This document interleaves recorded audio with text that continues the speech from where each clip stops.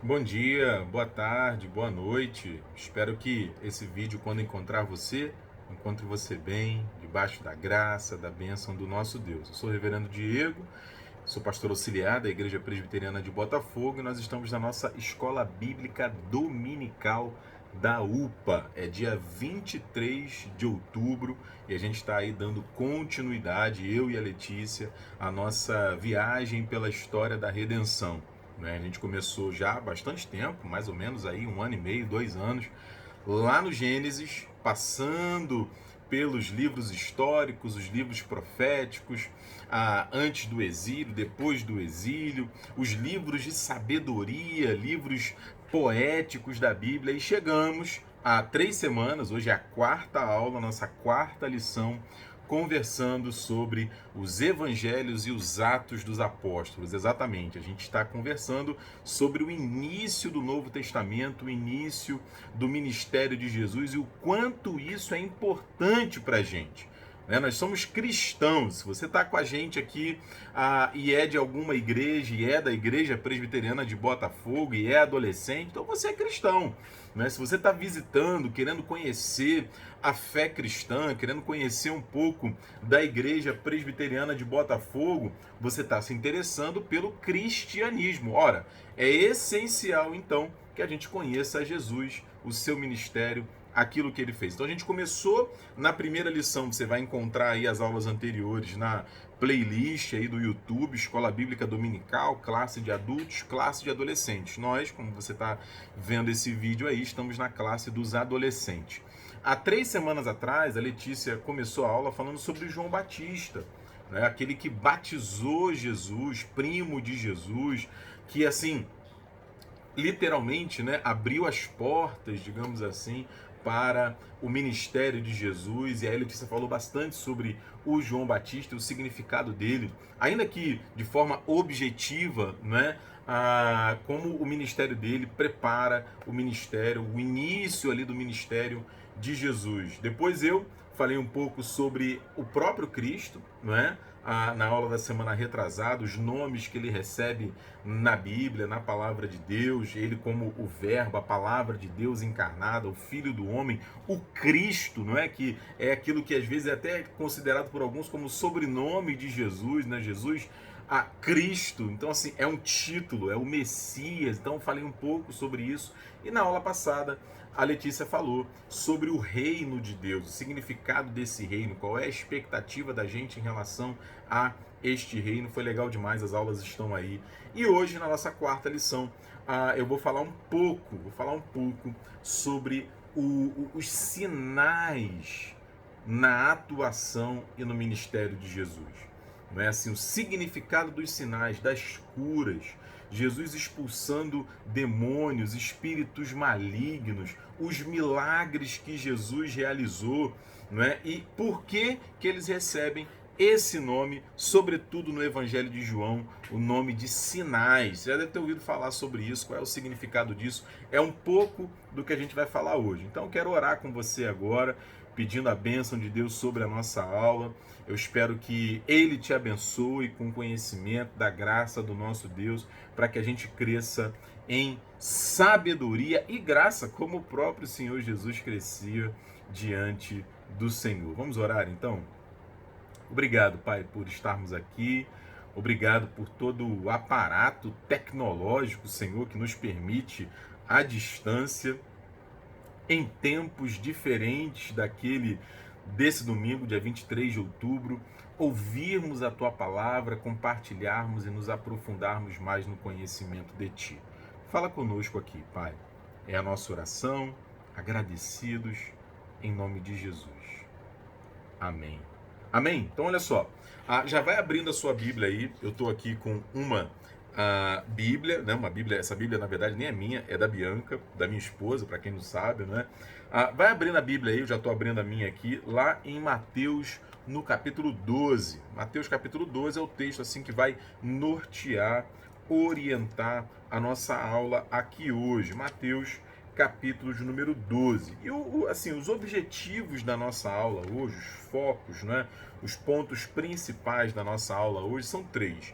Né? Primeiro, a gente entender um pouco, como eu falei, né, essa questão dos sinais, das curas, dos milagres no ministério de Jesus e qual é a influência disso hoje, para mim e para você. É uma pergunta que muita gente faz. Ué, mas será que hoje ainda tem milagre, ainda tem cura? Jesus ainda faz essas coisas? Deus ainda usa desses mecanismos, né, para anunciar a sua palavra e a sua vontade? Vamos falar um pouco sobre isso. E a gente vai ver também que, assim, estudar sobre isso, como eu disse no início da aula, né, estudar um pouco mais sobre o ensino de Jesus, o ministério de Jesus, os milagres de Jesus, claro, tem um efeito fantástico na minha vida e na sua vida hoje também. Então, assim, a gente começa fazendo uma referência a uma situação que é muito comum para a gente hoje. Por exemplo, nessa semana agora, estreou um novo filme, para você que gosta, eu gosto, do universo da DC. Você sabe que tem aí os universos da Marvel, da DC, Marvel. Eu sempre me confundo com uns heróis e outros, enfim, não vou falar aqui para não incorrer em erro, né? Mas no universo da DC saiu Shazam há alguns anos atrás e agora nessa semana saiu o Adão Negro, né? Que um pouco do que eu li ali, ele é um antagonista, um vilão ou um anti-herói, alguma coisa assim do universo ali do Shazam e tudo mais. Ou seja, a gente assim há muito tempo está acostumado a lidar com heróis, com vilões, histórias fantásticas, histórias de fantasia estão entre os meus filmes e livros prediletos, As Crônicas de Nárnia, O Senhor dos Anéis, histórias assim extraordinárias de batalhas épicas entre o bem e o mal. E todas essas histórias, né, a saga do Harry Potter, que é extraordinária, eu sempre cito aqui nas nossas aulas, você que acompanha sabe disso, são assim um retrato, um vislumbre daquilo que a gente vê na história.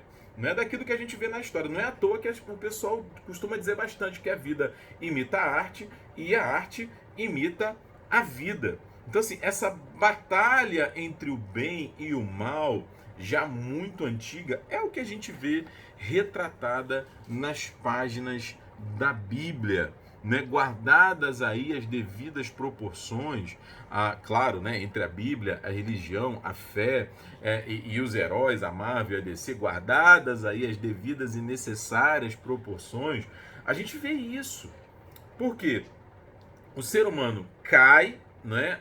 É a queda, como ela se denomina na teologia, ele cai em pecado, lá em Gênesis, no capítulo 3, nunca é demais ressaltar esse ponto ali, através da influência, e é isso que a gente vai falar um pouco hoje também, da influência, do engano de Satanás, e aí começa aí esse embate para que a gente busque a Deus, busque o bem, busque o bom, e o mal, tantas vezes nos influenciando, falando ali no nosso ouvido aquilo que é contrário à vontade e à palavra de Deus. Então, assim, esse pano de fundo, né, dessa batalha espiritual, como é muitas vezes chamado, inclusive tem um livro muito bom do reverendo Augustus Nicodemos Lopes sobre esse tema, muito legal, batalha espiritual, assim, bem assertivo, objetivo, direto e, claro, sobretudo, bíblico, para a gente entender, né, um pouco mais desse assunto. Recomendo demais Batalha Espiritual, se não me engano, da editora Cultura Cristã, do reverendo Augustus Nicodemos Lopes. Mas esse background, vamos dizer assim, né, esse pano de fundo dessa batalha entre a busca pela vontade de Deus e o engano de Satanás, ele vai perpassar assim a história da humanidade, a história do povo de Deus. Isso não é diferente na época de Jesus. Não é diferente na época de Jesus. Havia essa ideia do Satanás ali, porque essa é a tradução da palavra Satanás, uma palavra cuja a tradução é exatamente essa, uma palavra grega, se não me falha a memória. É o adversário, é o inimigo. Então ali, As pessoas percebem a ação do inimigo no tempo de Jesus. O próprio Cristo, ele chega até lá nos textos, vale a pena. E, gente, desculpa, né? Eu nem li o texto, acabei passando batido, ia fazer a introdução e a oração e não li o texto. Me perdoe, né? Vamos ler então, que aí depois a gente vai passar para outros textos. Então, Mateus, capítulo 12, dos versículos 28 a 29. Não é nem 28, eu me perdi mesmo, legal. Né? Mateus 12, do 22 ao 29, me encontrei. Vamos lá. Mateus 12, do 22 ao 29, tem um título que deve ter um título na sua Bíblia também. Fala assim, ó, a cura de um endemoninhado, cego e mudo. A blasfêmia dos fariseus, Jesus se defende. Então assim, já no título a gente já tem uma ideia do que a gente vai ler. Jesus cura um homem endemoninhado, ou seja, possuído por demônios, possuído por espíritos malignos. É uma coisa muito, muito braba, muito sinistra, não é? Essa realidade possível aqui nos evangelhos. Aí, a contínuo tem a blasfêmia dos fariseus. Você sabe que blasfemar é falar contra Deus, é debochar de Deus. Falar contra a palavra de Deus e a vontade de Deus, blasfemar é algo direcionado contra Deus. E Jesus se defende. Vamos ler então. Então, versículo 22. Lhe trouxeram um endemoninhado, cego e mudo. E ele o curou, passando o mudo a falar e a ver. E toda a multidão se admirava e dizia: é este, porventura, o filho de Davi? Mas os fariseus, você sabe que os fariseus eram ali um dos grupos religiosos poderosos naquela época. Você sabe que religião e política se misturava muito naquele momento da história, né? E a gente acaba vendo isso hoje aqui e ali também, né? E não era bom, não era bom, né? Assim como hoje muitas vezes não é bom também, mas fecha a vírgula. Mas os fariseus, ouvindo isto, murmuravam, reclamavam: este não expele demônios, expulsa demônios, senão pelo poder de Beelzebu, maioral dos demônios. Né? Na minha Bíblia tem até uma referência aqui, no versículo 24, ao texto de Mateus 9, 34 e ao texto de Mateus 10, 25. Vale a pena dar uma olhada, são os textos correlatos no outro evangelho, que é o evangelho de... no próprio evangelho de Mateus, né? Sobre essa temática. Jesus, porém, né? Aqui, gente, Beelzebu é uma referência a um deus pagão, a um outro deus que não é o deus cristão, o deus dos judeus. Então, por isso essa referência aqui, ó, é o maioral dos demônios, é outro deus, que vai ter outros nomes, vai ter outras raízes nos povos antigos. Versículo 25. Jesus, porém, conhecendo-lhes os pensamentos, disse: todo reino dividido contra si mesmo ficará deserto, e toda cidade ou casa dividida contra si mesma não subsistirá. Ou seja, não faz nenhum sentido vocês me acusarem que eu estou expulsando demônios pelo poder do próprio demônio. Não faz sentido isso. Toda casa dividida não resiste. Aí ele fala, no versículo 26, se Satanás, adversário, espelha Satanás, dividido está contra si mesmo. Como, pois, subsistirá o seu reino? Como, pois, se manterá o seu reino? Essa é a ideia. E, se eu expulso demônios por Beelzebu, por quem os expulsam vossos filhos? Por isso, eles mesmos serão os vossos juízes. Jesus faz uma crítica frontal ali àqueles religiosos falsos, né? Se, porém, eu expulso demônios pelo Espírito de Deus, há o foco aqui, gente, agora. Pelo Espírito de Deus, certamente é chegado o reino de Deus sobre vós. Então aqui, o cerne da nossa aula está aqui. Jesus está dizendo que o fato dele expulsar demônios pelo poder de Deus é um sinal, é uma demonstração, é um símbolo de que o reino de Deus chegou, de que o reino de Deus já está entre nós. Legal demais, né? E aí chega o versículo 29. Afinal de contas, Ou como pode alguém entrar na casa do valente, o valente aqui é o Satanás, né? E roubar-lhe os bens sem primeiro amarrá-lo, manietá-lo, dominá-lo. Então lhe saqueará a casa. Então, assim, esses dois versículos são o resumo, a essência da nossa aula. Né? Jesus está falando que o poder dele sobre o mal é um sinal de que o reino de Deus chegou. Né? Afinal de contas, veja, eu vou falar um pouco mais sobre isso, é só adiantando, existe um valente. Existe alguém que tem algum poder de atuação. Poder do mal, poder maligno, não é? Mas esse poder é limitado à ação e à autoridade de Deus, de Jesus Cristo. Isso é muito importante para a gente. Não dá para negar a ação do mal. Contudo, é impossível, gente, impossível compará-la com o poder e a autoridade de Deus e de Cristo. Vamos ver isso com um pouco mais de detalhes. Então, né, deixa eu adiantar aqui. Eu estava falando exatamente sobre isso, foi onde eu parei. Né, nos textos em que o próprio Cristo, ele reconhece esse certo poder, essa certa autoridade. Se você olhar, por exemplo, João 12:31, Jesus diz assim: chegou o momento de ser julgado este mundo, e agora o seu príncipe será expulso. Ou seja, Jesus, ele denomina, o próprio Cristo denomina o Satanás o príncipe desse mundo. Né? Não é que ele é o príncipe no sentido do lado do príncipe Charles que se tornou rei. Né? É que ele tem influência, grande influência sobre esse sistema no nosso mundo, na nossa cultura, que tantas vezes se volta contra Deus. Sabe quando a gente pega o jornal e fala, puxa, isso está acontecendo, eu não acredito. Pensa numa notícia bem triste que você viu aí nos últimos dias, né? Lamentavelmente as notícias tristes não faltam. E a gente olha e vê, poxa, as coisas não vão bem. Ou seja, isso é uma ação do mal, é uma ação do maligno, muitas vezes.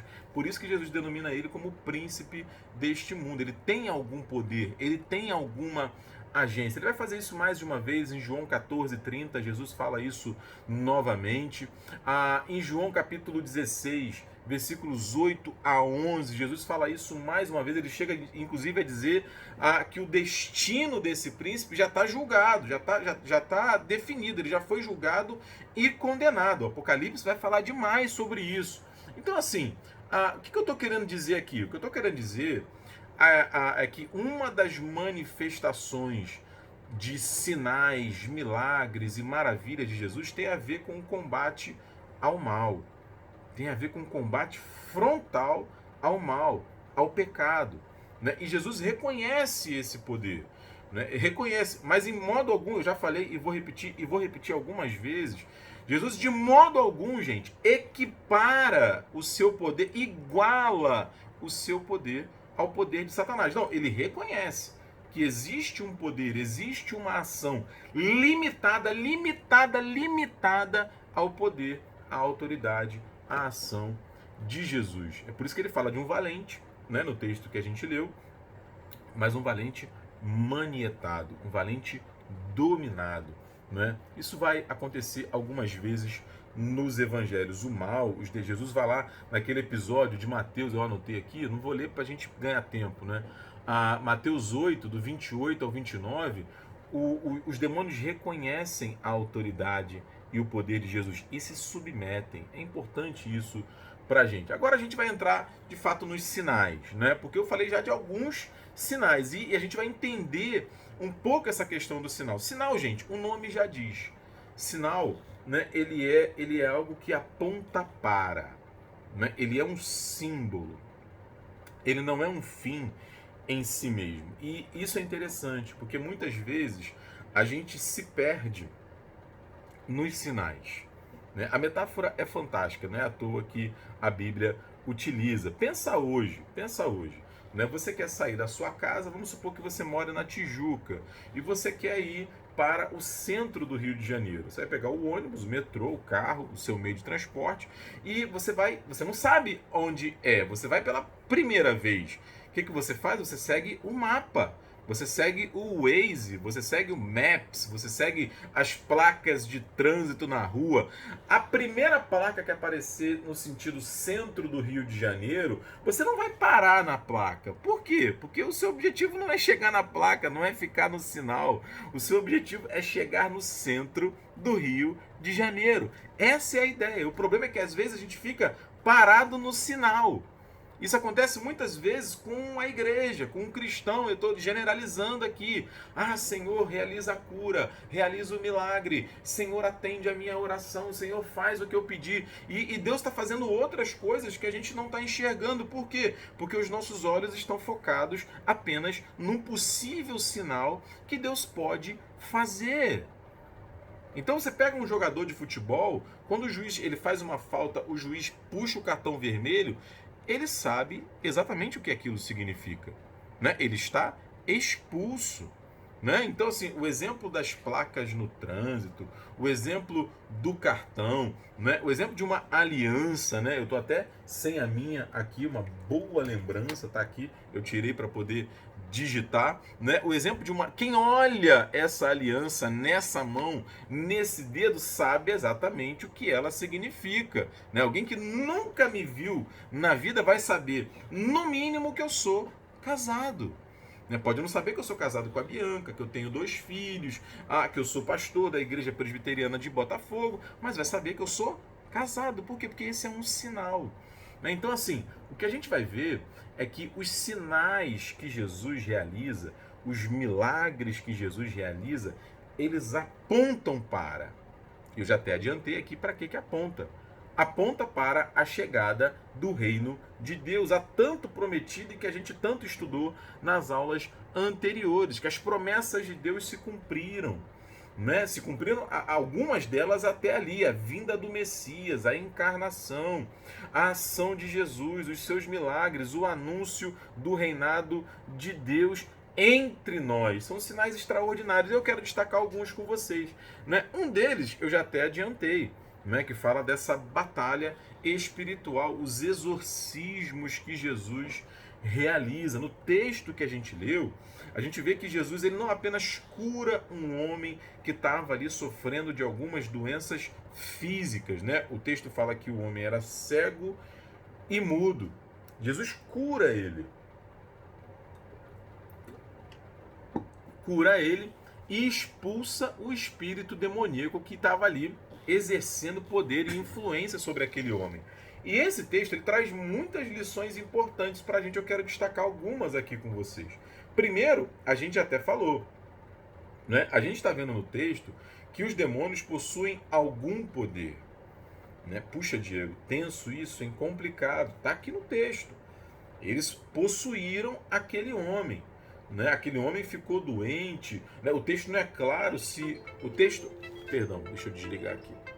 Né? O texto mostra que quando Jesus liberta ele, Jesus também o cura.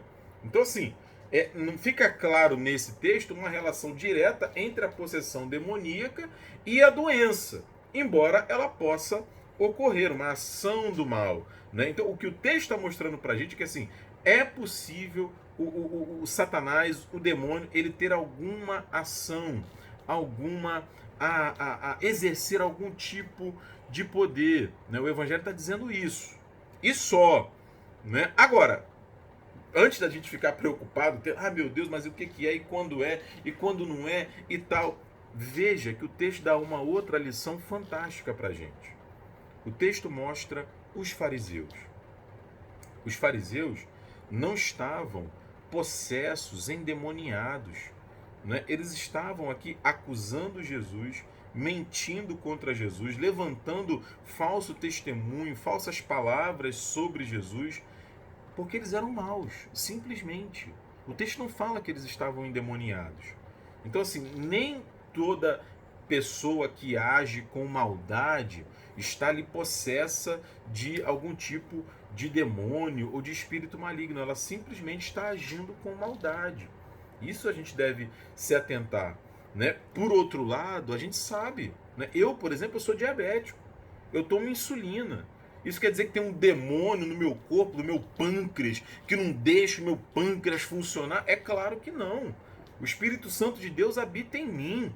Maior, como eu vou citar daqui a pouco, mas eu já vou até adiantar, maior o que está em mim do que o que está no mundo. Quem age na minha vida é Deus, é o Espírito Santo de Deus, é Jesus Cristo, é a graça de Deus. Contudo, o meu corpo, assim como o seu corpo, é marcado pelo pecado, é marcado pela queda. Então a gente nasce, e lá, diz lá o texto de Hebreus, capítulo 9, versículo 27, que ao homem, ao ser humano, é destinado morrer uma única vez, vindo após isso o juízo. Então, assim, por conta do pecado, a gente morre. Né? A menos que Jesus volte para resgatar a sua igreja e fazer novas todas as coisas, é como a gente vai terminar a aula daqui a pouco, não é? Eu vou morrer. Eu vou morrer. E isso não quer dizer que tem um demônio no meu pâncreas, né, detonando a minha glicose. Não é? Pelo amor de Deus. Então, veja isso. É muito interessante. Então o texto fala, o mal age limitado ao poder de Deus. Tem gente que age com maldade, fruto da sua própria vontade, que é o caso dos fariseus, acusando Jesus ali. E aí Jesus fala, né, aquilo que a gente já falou aqui. Jesus dá um sinal de que o reino de Deus chegou e manieta, prende, limita, domina esse valente, porque o poder dele é incomparavelmente maior. Né? O texto que eu usei agora há pouco, do maior o que está em nós do que o que está no mundo, é o texto de João, capítulo 4, versículos 4 a 6. Além desses milagres, né, dessas ações de Jesus contra os espíritos malignos, Jesus realiza curas, né, realiza muitos outros milagres extraordinários ao longo dos evangelhos. E aqui, gente, eu quero falar algumas coisas que são importantes. Né? A gente tem visto hoje, assim, hoje não, ao longo da história, né, dois movimentos muito interessantes. O primeiro é o pessoal que nega a questão dos milagres, porque, assim, Diego, eles não são cientificamente comprováveis. Né? Diego, eles não são racionais. Né? Esse é um grupo. Aí o pessoal se nega a acreditar, porque não faz sentido, não dá para comprovar. Como é que é? Vamos parar com isso. Por outro lado, tem um outro grupo que crê e que busca, de todas as maneiras possíveis, explicar os milagres. Não porque o mar abriu por causa disso. Não porque a muralha de Jericó caiu por causa daquilo. Não, porque, gente, vamos fazer uma pequena pausa aqui e refletir um pouco sobre isso. Primeiro, né, a primeira parte aí da galera que eu citei, que e muita gente boa, né, e tal. Não, porque não é comprovável. Não custa lembrar, é importante pensar sobre isso.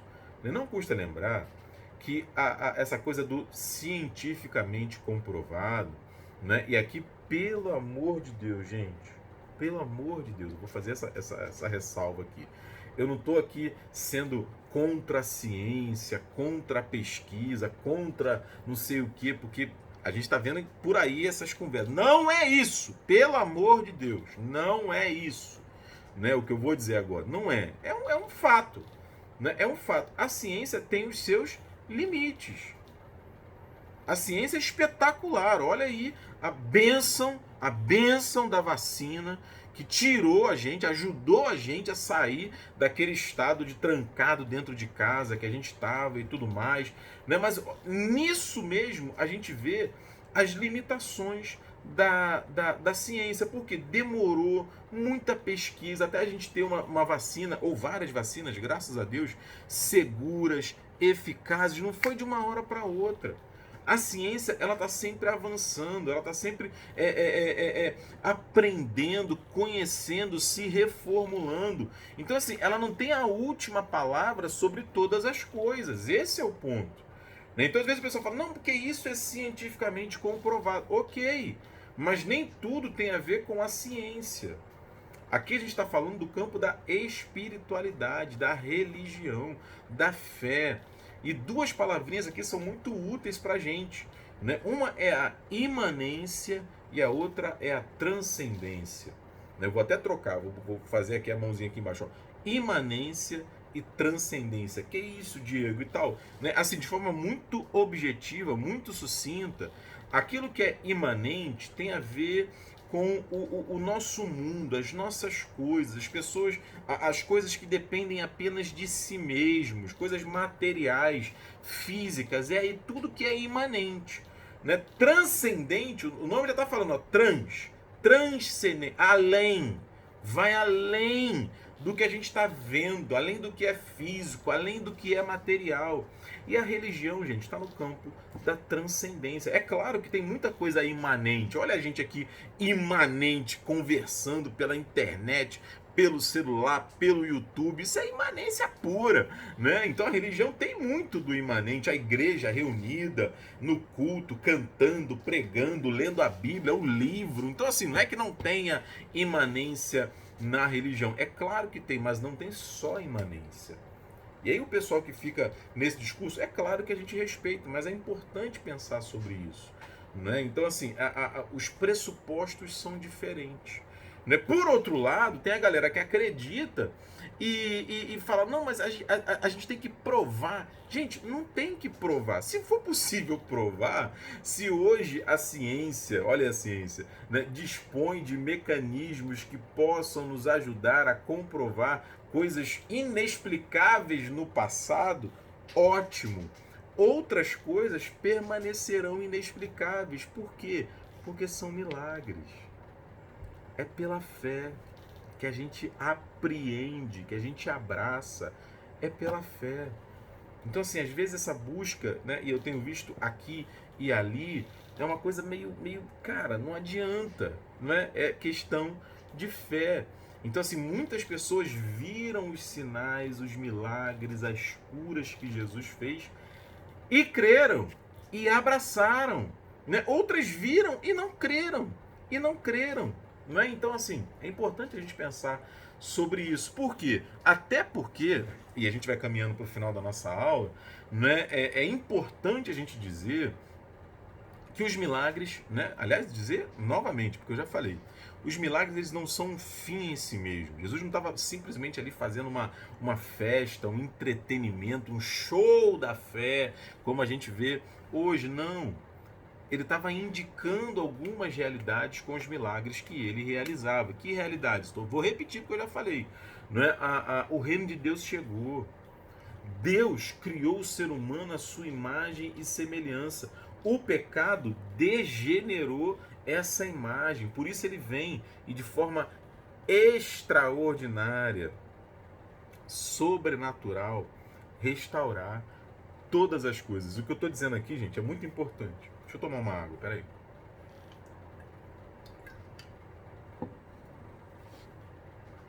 Perdão. De forma muito prática, né? E muita atenção nisso daqui. Os milagres de Jesus, os sinais, as curas, né? Aquilo que ele realiza de forma sobrenatural, está dizendo para a gente que assim, olha, para aproveitar essa semana que a gente vai entrar, né? Não é um político bem intencionado, bem preparado, bem assessorado que vai resolver todos os problemas do nosso país. Não é. Não é um médico, né? Para usar uma outra analogia, não é um médico bem formado, estudado, bem preparado que vai curar todas as nossas doenças. Não é um professor, por melhor que ele seja, por mais preparado, capaz que ele seja, que vai ensinar para gente tudo aquilo que a gente precisa saber. Não, só quem pode fazer isso é Jesus Cristo, gente. E eu não estou de modo algum invalidando, não é, um político bem intencionado, né, a ação dele, um médico bem formado, um professor bem preparado. É claro que não, todos nós precisamos deles, né? Sabemos como nós podemos ser auxiliados quando pessoas boas exercem os seus dons e os seus talentos. Não é, a questão não é essa, a questão é que é insuficiente. É insuficiente. A gente precisa de Jesus, né? É isso que os sinais dele estão mostrando para nós. Então Jesus exerce poder sobre o pecado, né? Ele nos restaura, ele nos chama para ele, né? E tudo isso por graça, né, gente? Não podemos terminar nossa aula sem falar sobre isso. Tudo isso por graça, não é porque a gente merece, é porque ele decidiu fazer por nós. E aí a gente termina lembrando do grande sinal, né? O maior de todos, o maior milagre, o fundamento da fé cristã, que é o sinal da ressurreição. Né? Jesus não apenas lidou com o mal e com a maldade, com espíritos malignos, não apenas curou o cego, curou o coxo, o paralítico, o surdo, o mudo, né? Não apenas tirou ali dinheiro da boca do peixe para pagar o... Não apenas isso. Ele morreu e ele ressuscitou. E esse é o grande sinal, né? A ponto do apóstolo Paulo dizer lá em 1 Coríntios, capítulo 15, versículo 19, eu recomendo demais que você leia esse texto, não é? Esse capítulo em que Paulo fala sobre a ressurreição. Ele diz que se a nossa esperança em Cristo se limita apenas a esta vida, nós somos os mais infelizes de todos os homens. Então a gente precisa pedir a Deus que a ressurreição faça sentido no nosso coração, porque aí a minha vida e a sua é transformada. Bom, vamos terminar, né? Os milagres de Jesus demonstram isso para a gente. As promessas de Deus se cumpriram, não é? O reino de Deus chegou.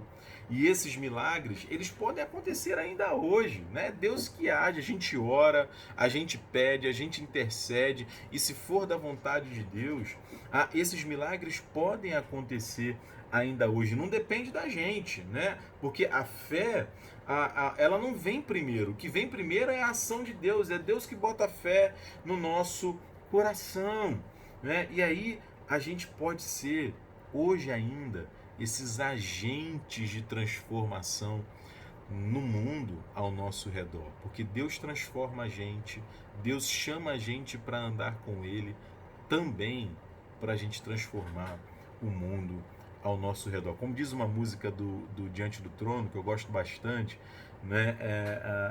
Ele faz muitos milagres. Se eu não me engano, é o Deus do impossível, né? O meu Deus é o Deus do impossível, né? E aí a música vai relatando vários milagres, mas o maior milagre, diz a música, ele já realizou em mim, ele já realizou em você, que é o milagre da salvação. Amém, gente? Vamos orar então para terminar? Senhor, obrigado por esse tempo junto com os teus filhos, com as tuas filhas. Continua, Pai, falando ao nosso coração, exercendo, Pai, esse poder extraordinário que molda, transforma, muda as nossas vidas ainda hoje, para que a gente também, Pai, seja testemunha dessa transformação em nós e no mundo ao nosso arredor. Abençoa a gente assim, é a nossa oração, agradecidos, em nome de Jesus. Amém, Senhor. Amém, gente. Beijo, boa semana para vocês, viu?